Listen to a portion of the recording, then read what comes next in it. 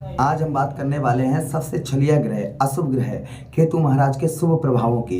केतु महाराज आपके ठीक लगन भाव पर बैठकर आपको क्या शुभ फल देंगे, यह हम विस्तार पूर्वक समझने का प्रयास करेंगे। आगामी आगे आने वाले महीने अर्थात मार्च, अप्रैल, मई और जून, इन 4 महीनों में केतु महाराज का प्रभाव क्या रहेगा, यह हम विस्तार पूर्वक समझने का प्रयास करेंगे। नमस्कार, मैं ज्योतिष आचार्य शिवराज शास्त्री आप लोगों का हार्दिक स्वागत कर रहा हूँ। केतु महाराज कहाँ पर, केतु महाराज क्या है, विस्फोटक ग्रह हैं, अग्नि तत्व ग्रह हैं। एक्सीडेंट, जल्दबाजी, धैर्य, ये सब जो है कहीं ना कहीं केतु के अंतर्गत आता है। छलिया ग्रह हैं। ज्योतिष में साफ साफ वर्णन आया है कि राहु और केतु एक ऐसे ग्रह हैं जो लोग ये कहते हैं कि इनका प्रभाव हमेशा ये शुभ होता है। अशुभ नहीं, ये शुभ फल भी देते हैं, इंसान को स्टार भी बना देते हैं। देखिए, केतु के एक पास में दिमाग नहीं है, सिर्फ धड़ धड़ है नीचे का। ये हमारा जो है सर जो ऊपर वाला ये नहीं है, नीचे का हिस्सा है, साथ दिमाग नहीं है। तो इसलिए केतु का प्रभाव क्या रहता है, यह हम समझने का प्रयास करेंगे। अगर आप अपनी कुंडली का एनालाइज विश्लेषण विस्तार पूर्वक अच्छी तरीके से करवाना चाहते हैं तो दिए गए नंबर पर हमारे आप कांटेक्ट कर सकते हैं। स्क्रीन पर कहीं कहीं आपको नंबर देखने को मिलेगा। चलिए प्रोग्राम को प्रारंभ करते हैं और समझने का प्रयास करते हैं। लगन भाव में, प्रथम भाव में केतु का प्रभाव क्या रहता है, लगन अर्थात हमारा ऊपर का हिस्सा। तो इसमें केतु का प्रभाव क्या रहता है, देखिए यहाँ पर लगन भाव में जो केतु का प्रभाव होता है, यहाँ पर बुद्धि जो है, बुद्धि को भ्रमित रखते हैं केतु। यहाँ पर इंसान को भ्रमित रखते हैं, अर्थात जो है कंफ्यूज करते रहते हैं। इंसान कंफ्यूज होता रहता है। कहीं ना कहीं आप देख रहे होंगे कि इस समय आप कंफ्यूज बहुत ज़्यादा, कहीं ना कहीं किसी ना किसी कारणवश कंफ्यूज होंगे आप। वहीं पर यहाँ पर चित्त, आपका चित्त जो है वह उत्तम रहता है, अच्छा रहता है केतु का। मतलब केतु अगर लगन भाव पर है तो चित्त जो है वह उत्तम आपका रहेगा। उसी के साथ ही साथ में आपको अच्छी अच्छी चीजों है अर्थात सुखों में यहाँ पर वृद्धि करते हैं। आपके कहाँ पर बैठे हैं, ठीक आपके केंद्र पर हैं, तो केंद्र पर कहीं ना कहीं कोई भी ग्रह केंद्र पर वो शुभ फल देने का प्रयास करता है। तो यहाँ पर दुखों में आपके कमी करेंगे और सुखों में यहाँ पर आगे जो महीना आ रहे हैं इनमें आपके सुखों में कहीं ना कहीं केतु जो है वृद्धि करेंगे आपके। अच्छा, उसी के साथ ही साथ में मान सम्मान में भी यहाँ पर आपके केतु वृद्धि करेंगे। आपका मान सम्मान जो है कहीं ना कहीं मान सम्मान आपका यहाँ पर केतु बढ़ाएंगे। अच्छा, उसी के साथ ही साथ में आपको जो शारीरिक कष्ट परेशानी है, अपने सेहत का यहाँ पर खासकर विशेषकर अपनी सेहत का आपको ध्यान रखने की आगे मतलब खान पान का ध्यान रखने की आवश्यकता है। कुछ रेमेडीज उपाय भी हैं, हम प्रोग्राम में आपको अंत में बताएंगे कि आपको क्या उपाय करने हैं जिससे केतु का अशुभ प्रभाव ना होकर हम पर शुभ प्रभाव पड़े। एक क्या उपाय करें केतु महाराज के लिए, वह भी हम आपको बताएंगे। अच्छा, उसी के साथ ही साथ में आपको बात करें हम, यहाँ पर आपको आलसपन भी यहाँ पर केतु महाराज दे रहे होंगे और थोड़ा सा आगे जिस तरीके से समय परिवर्तन होगा तो आलसपन कहीं ना कहीं आपका दूर होता हुआ नजर आएगा। जो आलसपन आपको घेरे हुए है कहीं ना कहीं आपका आलसपन आपका दूर होता हुआ आपको नजर आएगा। अच्छा, उसी के साथ ही साथ में केतु महाराज के पास में 3 दृष्टियां हैं।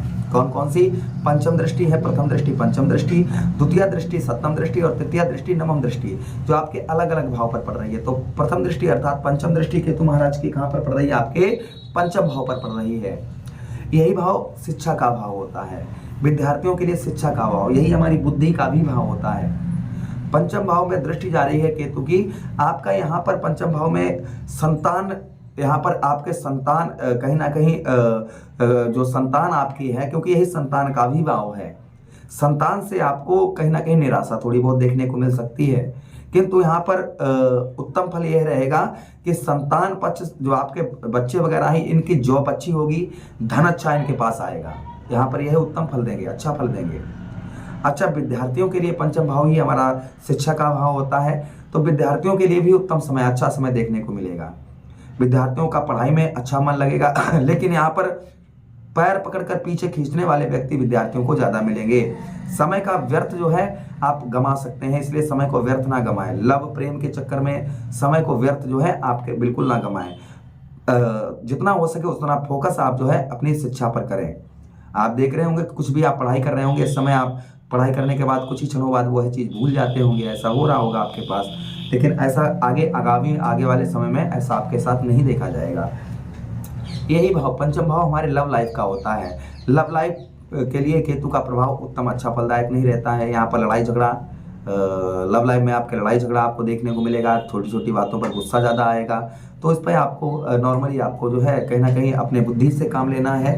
लड़ाई झगड़ा जो है कहीं ना कहीं यह आपको नहीं करना है। अच्छा, दूसरी दृष्टि केतु महाराज की कौन सी? सप्तम दृष्टि। सप्तम दृष्टि आपके कौन से भाव पर पड़ रही है केतु महाराज की? सप्तम दृष्टि आपके ठीक कहां पर है?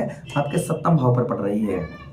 आपके सप्तमेश कौन बनते हैं? गुरु बृहस्पति। और सप्तम भाव पर ही आपके कौन विराजमान बैठे हैं? राहु महाराज विराजमान है आपके सप्तम भाव पर ही।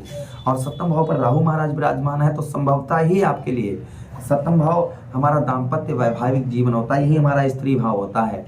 तो स्त्री से मतभेद जो हो रहे थे वह आपके दूर होते हुए नजर आएंगे।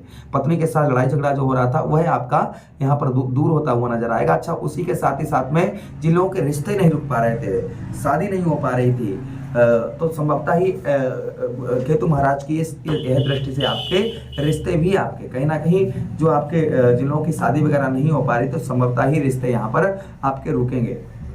अच्छा, उसी के साथ ही साथ में पार्टनरशिप, आप किसी के साथ मिलकर कार्य करते हैं तो भी यहाँ पर केतु का उत्तम फल, अच्छा फल आपको देखने को मिलेगा। बच्चों का स्वास्थ्य, यहाँ पर बच्चों के खान पान पर आपको ध्यान रखने की आवश्यकता रहेगी। अच्छा, अगली दृष्टि केतु महाराज की कौन सी? नवम दृष्टि आपके भाग्य स्थान पर पड़ रही है। और भाग्य स्थान के स्वामी कौन बनते हैं? आपके शुक्र बनते हैं। दैत्य गुरु शुक्र हैं और केतु महाराज कौन है? ये भी एक दैत्य हैं। तो दैत्य की दृष्टि कहां पर पड़ रही है? दैत्य गुरु के घर में पड़ रही है। तो संभवतः ही यहाँ पर आपको केतु का उत्तम फल देखने को मिलेगा। यहाँ पर आपको भाग्य में आपके वृद्धि करेंगे। बहुत सारे कार्य जो आपके अटके हुए थे वह कहीं ना कहीं आपके बनते हुए आपको नजर आएंगे। बहुत सारे कार्य जो बहुत दिनों से आपके नहीं बन पा रहे थे वह कार्य आपके यहाँ पर बनते हुए नजर आएंगे। अच्छा, उसी के साथ ही साथ में आगे हम बात करें कि यहाँ पर शुभ कार्य आप कर पाएंगे। यात्राओं में आपको अच्छा फल यहाँ पर केतु का देखने को मिलेगा। अगर आप लंबी यात्रा या विदेश यात्रा करना चाह रहे हैं या विदेश में ही आप जॉब करते हैं तो कहीं ना कहीं संभवतः ही उसमें आपके प्रमोशन, सैलरी यह आपकी बढ़ सकती है। भाग्य का साथ मिलने से आपके बहुत सारे कार्य, चाहे वो बिजनेस व्यापार हो चाहे कुछ भी हो, बहुत सारे कार्य आपको केतु के प्रभाव से आपको देखने को मिलेंगे। अच्छे उत्तम वो कार्य आपके बनते हुए आपको नजर आएंगे। अच्छा, रेमेडीज उपाय क्या करना चाहिए? देखिए, केतु के लिए काला कंबल आप कब बुधवार के दिन आप शमशान घाट में जो लोग कार्य करते हैं उनको दान करें, या फिर आप जो है शमशान घाट में आप उनको शमशान घाट में मिट्टी के नीचे आप जो है दबा सकते हैं, मतलब उनको गढ़ा सकते हैं। इससे भी केतु का प्रभाव उत्तम देखने को मिलता है। दूसरा उपाय यह है कि आप जो है आटे की गोलियां बनाएं।